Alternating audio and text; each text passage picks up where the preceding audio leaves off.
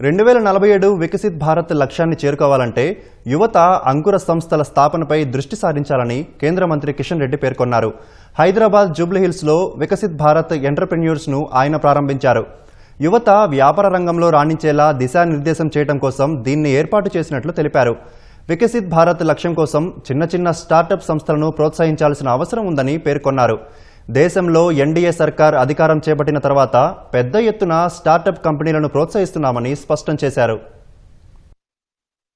దేశంలో కానీ ప్రపంచంలో కానీ యువత పరిశోధన చేయాలని, వ్యాపారంలో రావాలని చాలా మంది భావిస్తున్నటువంటి ఈ నేపథ్యంలో వాళ్లకు మార్గదర్శనం చేయడం కోసము ఈరోజు వికసిత్ భారత్ సంబంధించినటువంటి ఈ సంస్థ ఏర్పాటు కావడము చాలా సంతోషం. 2047లో భారతదేశము ఒక అభివృద్ధి చెందిన దేశంగా ఎదగాలి అంటే జిల్లా హెడ్ క్వార్టర్స్ లో, అసెంబ్లీ హెడ్ క్వార్టర్స్ లో, గ్రామీణ ప్రాంతాల్లో పెద్ద ఎత్తున ఎంటర్‌ప్రెన్యూర్‌షిప్ రావాల్సినటువంటి అవసరం ఉంది.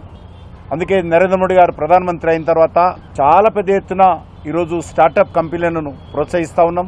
మరి రానున్న రోజుల్లో వాళ్ళకు నచ్చినటువంటి, వాళ్ళు ఇష్టపడేటువంటి ఏ వ్యాపారమైనా, ఏ ఎంటర్‌ప్రెన్యూర్‌షిప్ కావాలన్నా కూడా సరైనటువంటి శిక్షణ ఇచ్చి ఈ వ్యాపార రంగంలో నడిపించేటువంటి ప్రయత్నం చేయడం కోసమే ఈ సంస్థ ప్రారంభమైంది.